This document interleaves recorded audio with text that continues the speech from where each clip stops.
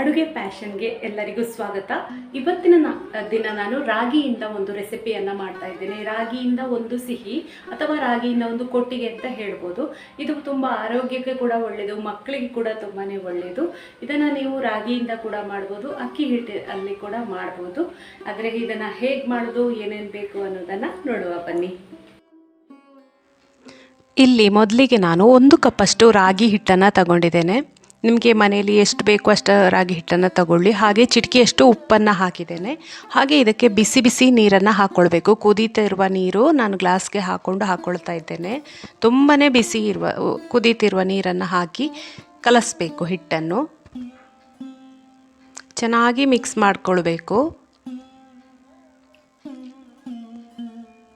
ಸಾಧಾರಣ ಒಂದು ಇಡ್ಲಿ ಹಿಟ್ಟಿನ ಹದಕ್ಕೆ ಇದನ್ನು ಕಲಸಿ ಇಡಬೇಕು. ಅಲ್ಲಿ ಆ ಹದ ಸಾಕು ನೋಡಿ. ಈ ಥರ ಹದ ಬಂದರೆ ಸಾಕು. ಇದರಲ್ಲಿ ನೀವು ಅಕ್ಕಿ ಹಿಟ್ಟನ್ನು ಕೂಡ ಮಾಡ್ಬೋದು. ಇದನ್ನು ನಾವು ನೆಕ್ಸ್ಟ್ ಇದಕ್ಕೆ ಬೇಕಾದಂತಹ ಇಂಗ್ರೀಡಿಯೆಂಟ್ಸು ನೇಂದ್ರ ಬಾಳೆಹಣ್ಣು. ಇಲ್ಲಿ 2 ನೇಂದ್ರ ಬಾಳೆಹಣ್ಣನ್ನು ತಗೊಂಡಿದ್ದೇನೆ. ನೀವು ಕಡಿಮೆ ಕ್ವಾಂಟಿಟಿಯಲ್ಲಿ ಮಾಡ್ತೀರಿ ಅಂದರೆ 1 ಬಾಳೆಹಣ್ಣು ಸಾಕು. ಇದನ್ನು ಒಂದು 5 ನಿಮಿಷ ಹಬೆಯಲ್ಲಿ ಬೇಯಿಸ್ಕೊಳ್ಬೇಕು. ನೇಂದ್ರ ಬಾಳೆಹಣ್ಣನ್ನು ಹಬೆಯಲ್ಲಿ ಬೆಂದ ನಂತರ ನೆಕ್ಸ್ಟ್ ಒಂದು ಬಟ್ಲಿಗೆ ತೆಕ್ಕೊಂಡು ಅದು ಸ್ವಲ್ಪ ತಣ್ಣಗಾದ್ಮೇಲೆ ಅದರ ಸಿಪ್ಪೆನೆಲ್ಲ ತೆಗೆದುಕೊಳ್ಬೇಕು. ನೇಂದ್ರ ಬಾಳೆಹಣ್ಣು ತುಂಬಾ ರುಚಿ ಅಲ್ವಾ. ಬೇಯಿಸಿದ್ರಂತೂ ಅದರ ಟೇಸ್ಟ್ ಇನ್ನೂ ಕೂಡ ಜಾಸ್ತಿ ಆಗ್ತದೆ. ಹಾಗೇ ತಿನ್ನಬೇಕು ಅಂತ ಅನಿಸ್ತದೆ. ಇದನ್ನು ಈಗ ಚೆನ್ನಾಗಿ ಸ್ಮ್ಯಾಶ್ ಮಾಡ್ಕೊಳ್ಬೇಕು. ನೇಂದ್ರ ಬಾಳೆಹಣ್ಣಲ್ಲಿ ಪಾಯಸ ಕೂಡ ಮಾಡ್ತಾರೆ. ಇದು ಒಂದು ರಾಗಿ ಹಿಟ್ಟಲ್ಲಿ ಮಾಡುವಂತಹ ರೆಸಿಪಿ. ಕೇರಳದಲ್ಲಿ ಎಲ್ಲ ಇದನ್ನು ದೇವರ ಪೂಜೆಗೆ ನೈವೇದ್ಯಕ್ಕೆ ಮಾಡ್ತಾರೆ. ಹಾಗೆ ಒಂದು ಪಾತ್ರೆ ತೆಕ್ಕೊಂಡು 1 ಕಪ್ಪಷ್ಟು ಬೆಲ್ಲನ ಹಾಕ್ಕೊಳ್ಬೇಕು. ಬೆಲ್ಲ ನಾನಿಲ್ಲಿ ಪತಂಜಲಿ ಅವರ ಆರ್ಗ್ಯಾನಿಕ್ ಬೆಲ್ಲವನ್ನು ತಗೊಂಡಿದ್ದೇನೆ. ಆದ ಕಾರಣ ಅದು ಕಲರ್ ಸ್ವಲ್ಪ ಹೀಗಿದೆ. ಮತ್ತು ಕಬ್ಬಿಣದ ಪಾತ್ರೆ ನಾನು ಮಾಡ್ತಾ ಇದ್ದೇನಲ್ವ, ಅದರಿಂದಾಗಿ ಅದು ಬ್ಲ್ಯಾಕ್ ಕಲರ್ ಕಾಣಿಸೋದಲ್ಲ. ಅದು ಬೆಲ್ಲನೇ ಅದೇ ಥರ ಕಲರ್ ಇದೆ, ಪತಂಜಲಿಯವರ ಬೆಲ್ಲ. ಈಗ ಚೆನ್ನಾಗಿ ಕುದೀತಾ ಉಂಟು. ಕುದೀತಾ ಇರಬೇಕಾದ್ರೆ ನಾವು ಸ್ಮ್ಯಾಶ್ ಮಾಡಿ ಇಟ್ಕೊಂಡಿದ್ದೇವಲ್ಲ ನೇಂದ್ರ ಬಾಳೆಹಣ್ಣು, ಅದನ್ನು ಹಾಕ್ಕೊಳ್ಳೋದು. ಚೆನ್ನಾಗಿ ಅದರ ಬೆಲ್ಲದ ಜೊತೆ ಹೊಂದಿಕೆ ಆಗುವಲ್ಲಿವರೆಗೆ ಚೆನ್ನಾಗಿ ಮಿಕ್ಸ್ ಮಾಡ್ಕೊಳ್ಳೋದು.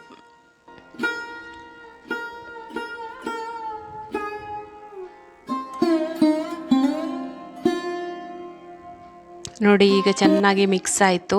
ಈ ಬೆಲ್ಲನೂ ತುಂಬಾ ಟೇಸ್ಟ್ ಇದೆ, ಪತಂಜಲಿಯವರ ಆರ್ಗ್ಯಾನಿಕ್ ಬೆಲ್ಲ. ಹಾಗೆ ಇದಕ್ಕೆ ಒಂದು ಅರ್ಧ ಕಪ್ಪಷ್ಟು ತೆಂಗಿನ ತುರಿ, ಫ್ರೆಶ್ ಆಗಿ ತುರಿದಂತಹ ಕಾಯಿ ತುರಿ ಹಾಕಿದರೆ ತುಂಬಾ ಚೆನ್ನಾಗಿರ್ತದೆ. ಆಮೇಲೆ ಒಂದು ಘಮ ಅಂಥೇಳಿ ಇದು ನಮ್ಮ ಈ ಹೂರಣ ಘಮ ಬರಬೇಕು ಅಂಥೇಳಿ ತುಪ್ಪನ ಹಾಕೊಂಡದ್ದು. ತುಪ್ಪ ಹಾಕಿ ಇದನ್ನು ಹಾಗೇ ತಿನ್ಬೋದು, ಅಷ್ಟು ರುಚಿಯಾಗಿರ್ತದೆ ಇದು. ಈ ಥರ ಮಾಡಿಕೊಂಡು ಇದನ್ನು ನೀರು ದೋಸೆಗೆ ಎಲ್ಲ ಸೈಡ್ ಡಿಶ್ ಆಗಿ ಕೂಡ ಯೂಸ್ ಮಾಡ್ಕೊಳ್ಬೋದು. ತುಂಬ ಚೆನ್ನಾಗಿರ್ತದೆ. ಹಾಗೆ ಹೆಲ್ದಿ ಬಾಳೆಹಣ್ಣೆಲ್ಲ ಇದರಿಂದ ಮಕ್ಕಳಿಗೆ ಕೊಡಲಿಕ್ಕೆಲ್ಲ ತುಂಬಾ ಒಳ್ಳೆಯದು. ಹಲುವ ಥರ ತಿನ್ಬೋದು, ಅಷ್ಟೇ ರುಚಿಯಾಗಿರ್ತದೆ. ನೋಡಿ ಹೇಗೆ ಬಂದಿದೆ ಅಂತೇಳಿ. ನೆಕ್ಸ್ಟ್ ನಾವು ಇಲ್ಲಿ ಒಂದು ಬಾಳೆ ಎಲೆಯನ್ನು ತಗೊಂಡಿದ್ದೇನೆ ನಾನು.